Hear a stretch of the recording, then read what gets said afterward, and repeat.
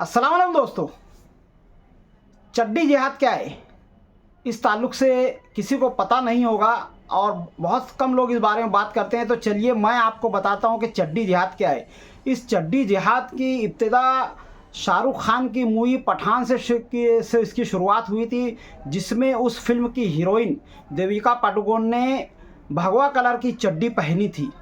और उसके बाद से ही बीजेपी वालों ने इस ताल्लुक़ से काफ़ी वावेला मचाया था, काफ़ी हंगामा किया था। और इस बारे में क्या सच्चाई है और क्या है टोटल हम बात करेंगे। और भी बहुत सारी ऐसी बातें हैं जिसके ताल्लुक़ से मैं आपको कहना चाहता हूं। बहुत ही अहम वीडियो है, सीधे पॉइंट टू पॉइंट बात करेंगे। तो चलिए बिना टाइम गवाए वीडियो को शुरू करते हैं। तो मैं हूँ फैयाज़ अहमद अंसारी और आप देख रहे हैं फैयाज़ ब्लॉगर चैनल।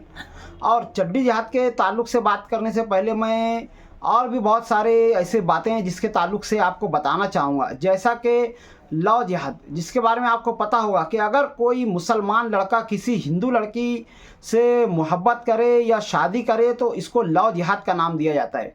जबकि अगर कोई हिंदू लड़का किसी मुसलमान लड़की से शादी करता है तो इसको जो है भगवा आतंक या लव आतंक के ताल्लुक़ से कोई नाम नहीं दिया जाता है। इसी तरह से अगर कोई मुस्लिम सियासी रहनुमा जीत करके आता है तो उसको वोट जिहाद का नाम दिया जाता है। जबकि अगर कोई हिंदू सियासी रहनुमा जीत कर आता है तो इसको बिल्कुल भी वोट आतंक का नाम नहीं दिया जाता है, ना ही भगवा आतंक का नाम दिया जाता है। क्योंकि मुसलमान जो है इस ताल्लुक़ से कभी जो है गलत रास्तों पर जाते ही नहीं हैं। वो सीधा और सही और साफ रास्ता इस्तेमाल करते हैं। पर हमारे कुछ हिंदू भाई हैं जो इस तरह के छछन के झांसे में आ जाते हैं और इस बात को सही मान करके बीजेपी को या जितवा कर लाते हैं या फिर मुसलमानों से दुश्मनी मोल लेते हैं और अपना ही घाटा करते हैं। क्योंकि अब वो तरक्की की तरफ नहीं जा रहे हैं, अब वो जा रहे हैं सिर्फ़ और सिर्फ नफ़रत की तरफ।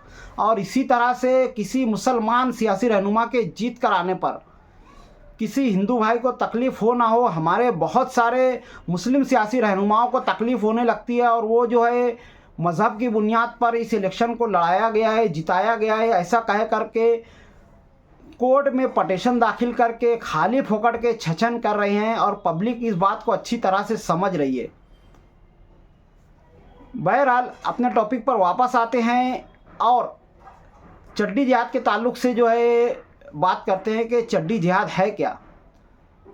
तो आप सोचिए कि अगर एक हिंदू डायरेक्टर ने एक फ़िल्म बनाई जिसमें मेन लीड रोल जो है शाहरुख खान का था, एक मुस्लिम हीरो का था, पर उसने ऐसी कोई चड्डी नहीं पहनी थी। चड्डी भगवा कलर की चड्डी पहनी थी एक हिंदू लेडी एक्टर ने, एक लड़की ने जो कि अपने धर्म से हिंदू ही थी, और उसने भगवा के कलर की चड्डी पहनी। और उसके बाद बीजेपी वालों का पेड़ दुखना शुरू हुआ और उन्होंने काफ़ी हंगामा मचाया, क्योंकि इसके ज़रिए उनको वोट बटोरना था।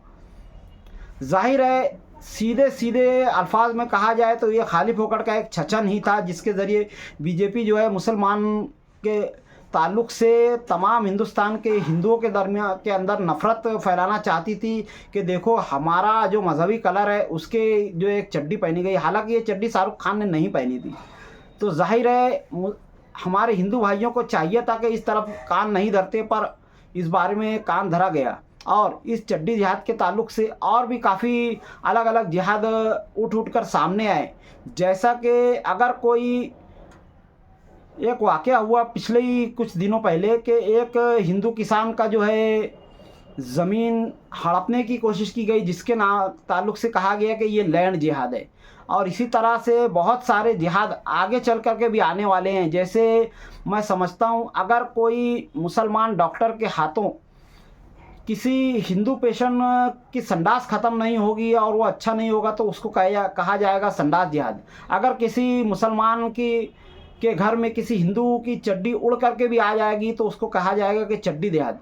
कोई मुस्लिम अगर कुर्ता पैजामा पहनेगा तो कहा जाएगा कुर्ता जिहाद। कोई मुस्लिम लड़की अगर बुर्का पहनेगी तो आगे चल करके कहा जाएगा बुर्का जिहाद। इसी तरह से हमारे हिंदू भाइयों को तरक्की के नाम पर से हटाकर नफ़रत की तरफ ले करके जाया जा रहा है।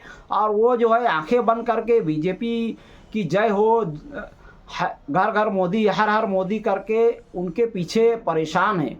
मैं कहना चाहूँगा अपनी आंखें खोलिए और देखिए कि आप इस वक्त कहाँ पर आ चुके हैं।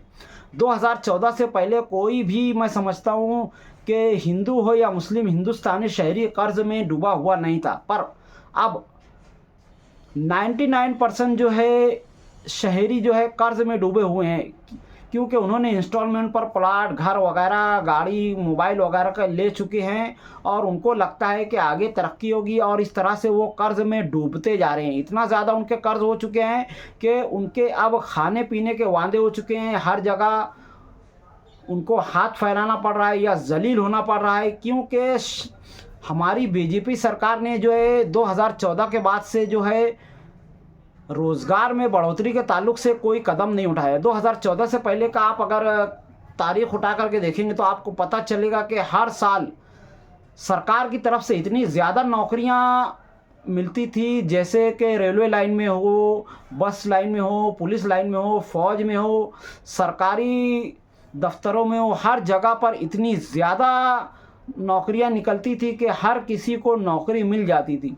और इस ताल्लुक़ से मैं कहना चाहूँगा कि 99% नौकरियां जो है हमारे हिंदू भाइयों को ही मिलती थी, क्योंकि इस ताल्लुक़ से जो है काफ़ी ज़्यादा पैसे भर करके नौकरियां लेनी पड़ती थी, चाहे वो पुलिस में हो या और कहीं से। पर अब ऐसा नहीं होता है।